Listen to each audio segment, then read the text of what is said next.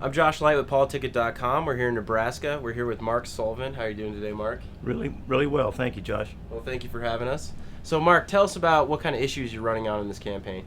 Well, the utmost importance right now is to get the country off this gridlock and off the partisan, very strong partisan battleground that we seem to have ourselves in right now between both Congress, houses of Congress, and the media.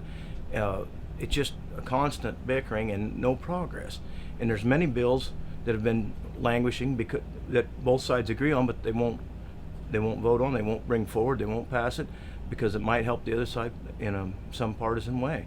And that can't stand. That we can't run a nation that way. And where do you stand on fiscal issues, the deficit? How do we solve that? The deficit's a very complex problem, but it anytime you have that big a deficit, we need to approach it from both sides. We definitely need to be careful with our expenditures and cut spending wherever we can without ruining programs and putting people in financial jeopardy. But it's also going to take some increased revenue. Anytime you have a really bad situation, even these guys that do the credit card advisors, they tell you, okay, you've got to cut your spending, you got to cut your credit cards up, but you also have to get another job. It's going to take some increased revenue and spending cuts, and it needs to be done judiciously and fairly between all sides and all interests. And we're going to have to be careful so as not to tip over the job situation and the economy, because we're struggling out of this recession and making little baby steps, and we need to keep making them. In your background, how does that help prepare you for Congress? Well, I've been an agricultural producer and a businessman all my life. I've dealt with buying and selling commodities, borrowing money and paying money back, and running my own business essentially since I was 20 years old. And I believe that experience, the business experience, is something that I would bring to the table. Besides my deep appreciation for our natural resources, because I've grown up outdoors in the environment, and it just seems like it's very, very important to me. And you've been out on the campaign. You've been talking to a lot of people. What are people in Nebraska concerned about right now? Everybody's concerned about the debt, the deficit spending, but mostly the overriding thing the hot button that I run into when I speak with people is that terrible gridlock and the indecision and the immovability or seeming immovability of Congress and of government in general. No progress in any direction, just stalemate. And everybody that I speak to of either party says that. And I can't say that I can pick one party over the other. I'd like to say that the Democrats are doing a little better job, but quite honestly, there's plenty of fault to go around. And is there a presidential candidate that you've endorsed yet or want to endorse? I haven't endorsed anyone.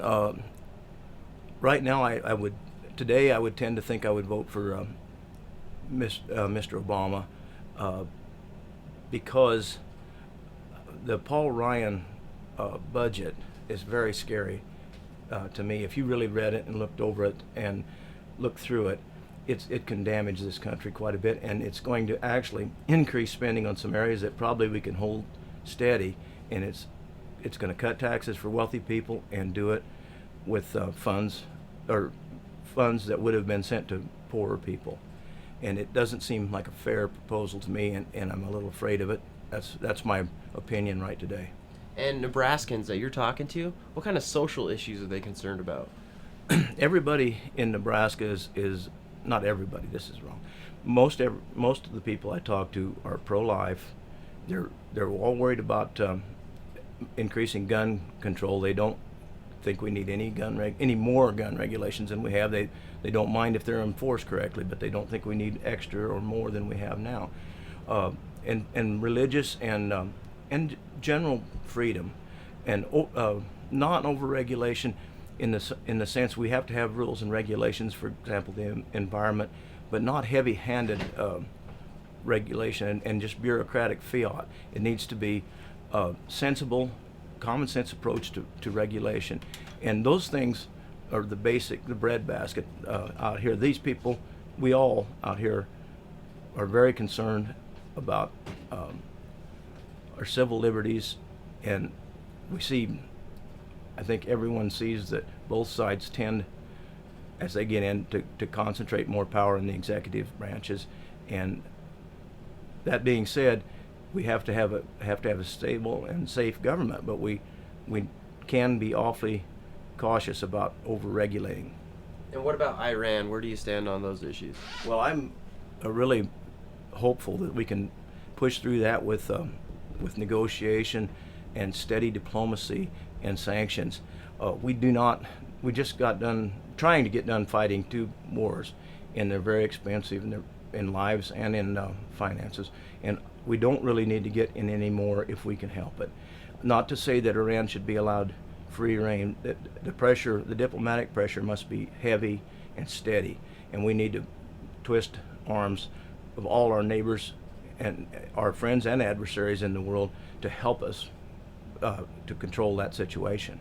But it should be, if all possible, it should be a diplomatic situation.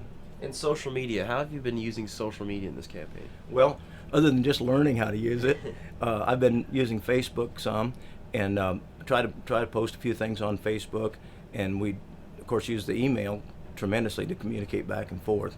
But basically all I'm running is Facebook, and I started with that about the 1st of March when I started my campaign, so I'm fairly green at it. And have you found your constituents communicating with you through Facebook? Yes.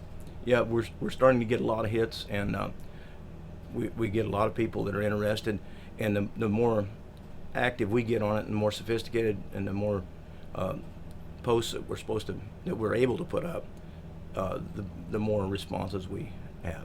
And how's your campaign going right now? Very well. It's very, very busy. Just like most any campaign, especially on a rookie politician, we need more name recognition, and we can always use more money. And that being said, we don't have a large organization, but I've got a great number of volunteers that have been very, very helpful. And we're working real hard, and we sure seem to hit good receptions everywhere we go. And how's your fundraising coming right now? Fundraising is steady, but it's not a runaway. But you have to understand, this is a grassroots campaign. I'm not connected politically. I've never run for any political office, and so there's no. I haven't got a big structure built. So we're just getting contributions as they come in, and glad to get them. And what separates you from the competition in this race? Well, I think one of the very clearest issues that would separate Congressman Smith and myself is the Social Security, Medicare, and his support for the Ryan bill. And indeed, the Social Security will have to be perhaps changed, but it doesn't need the draconian measures that the Ryan bill talks about, and we certainly don't need to privatize it, and we don't need to. We don't want to voucher Medicare and then make the senior citizens pick up the difference as the prices go up, which they almost inevitably do. Also, farm program is a small issue nationally, but it's a big issue around here. And right now, the Paul Ryan bill would basically eliminate the farm programs as they are. And the farm programs as they are now are safety nets and disaster for this drought and things like this. And those probably need to be maintained. Where can voters come to learn more about you, Mark? I have a Facebook page and a website. Website is marksullivan2012.com. Facebook page is on the website. Just click on Facebook when you get to the website. My email is mark@marksullivan2012.com, and I try to respond to everything. Well, thanks for meeting with us today, Mark. You're welcome. I surely enjoyed it.